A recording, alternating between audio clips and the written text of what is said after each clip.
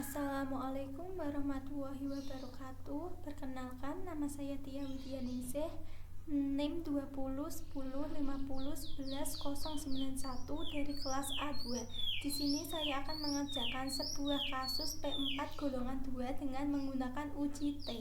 Uji T di sini adalah uji parametri dengan syarat parametri terdistribusi normal dan homogenitas harus terpenuhi. Sehingga sebelum menguji T, kita harus memenuhi syarat parametrinya terlebih dahulu. Pada kasus 1 ini, kita cek pada kasus kali ini pH emulsi mula-mula dan pH emulsi sesudah dipanaskan. Pada kasus 1 kita bisa menggunakan uji T berpasangan. Uji T ada dua, yaitu uji T berpasangan dan uji T tidak berpasangan. Uji T berpasangan adalah uji beda dua variabel atau lebih yang mana dikenakan dua kali pengukuran, yaitu variabelnya ada sebelum dan sesudah. Sebelum kita menggunakan uji T berpasangan, kita harus mengecek apakah data terdistribusi normal atau tidak dengan menggunakan metode Shapirowill. Kita langsung masuk ke SPSS. Kita masuk ke variabel view, name-nya kita ganti mula-mula dan pemanasan. Desimalnya kita sesuaikan dengan kasus, labelnya kita beri pH emulsi sebelum dan pH emulsi sesudah. Kita abaikan semuanya dan measure-nya kita ganti slide. Kemudian masuk ke data view.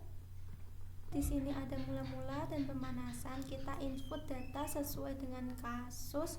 Kemudian kita menggunakan metode Shapirowill dengan cara klik analyze, descriptive statis, export. pH emulsi sebelum kita masukkan ke dependent list dan pH sesudah juga. Kemudian displaynya kita ganti plot, kemudian kita klik plot.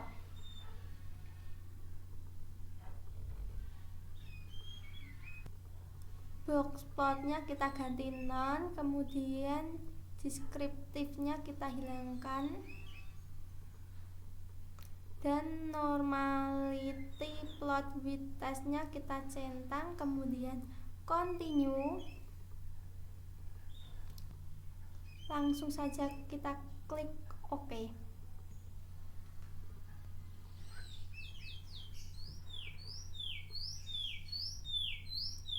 Kemudian akan muncul output seperti ini. Nilai signifikasinya 0,012. Padahal terdistribusi normal di sini jika nilai signifikasinya lebih dari 0,05. 0,012 kurang dari 0,05 sehingga kita tidak bisa menggunakan uji T berpasangan, melainkan menggunakan uji non-parametrik, yaitu uji Wilcoxon.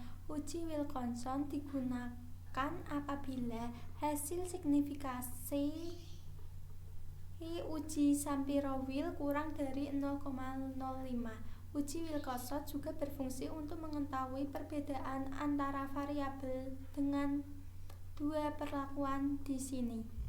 Setelah itu kita masuk ke uji Wilcoxon. Ya, masih sama seperti tadi dan data view-nya juga masih sama. Kemudian kita klik analyze, non-parametric test,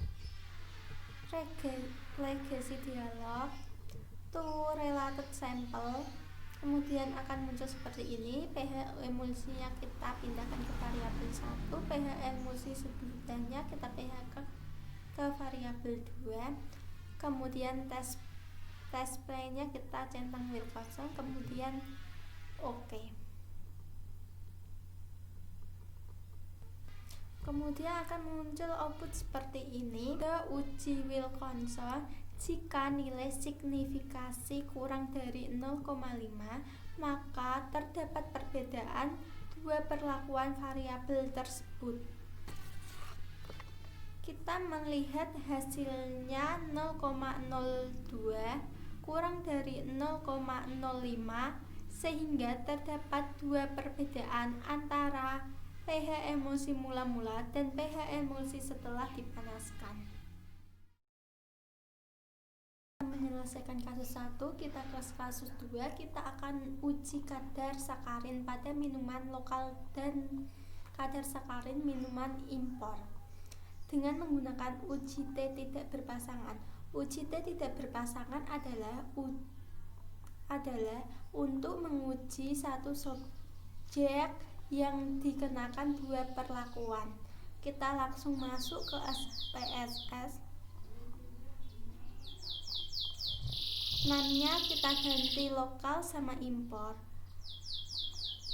Labelnya kita ganti kadar sakarin, kita abaikan semuanya, measure-nya kita ganti slide. Kemudian ke data view, kita isi sesuai dengan kasus 2. Kemudian kita klik analis, deskriptif statif, ekspor.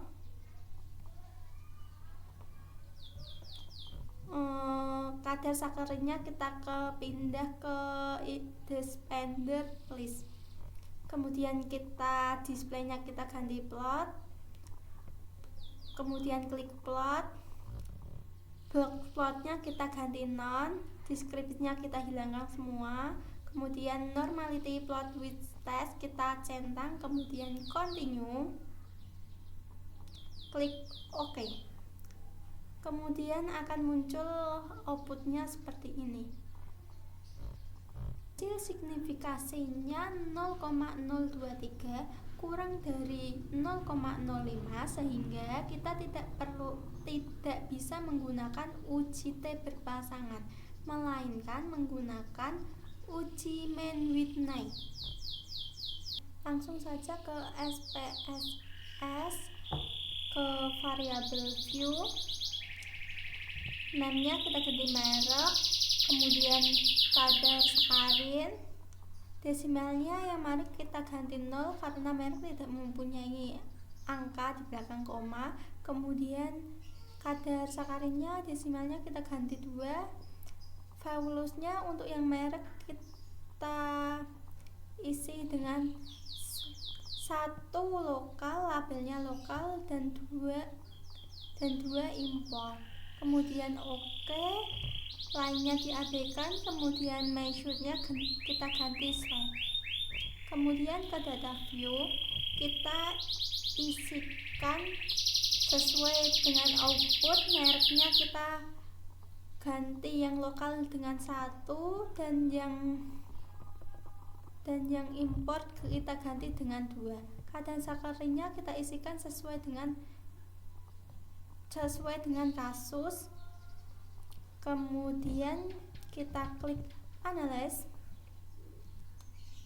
non parametric test, legacy dialog,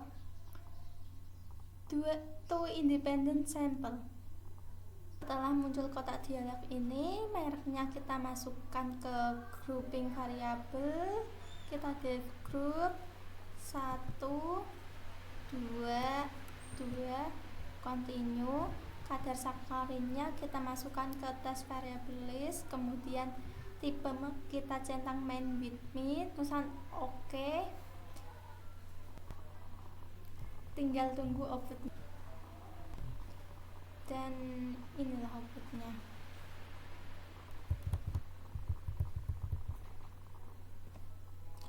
Nilai signifikasinya 0,279, padahal jika signifikasi kurang dari 0,05 maka ada perbedaan pada variabel dua perlakuan.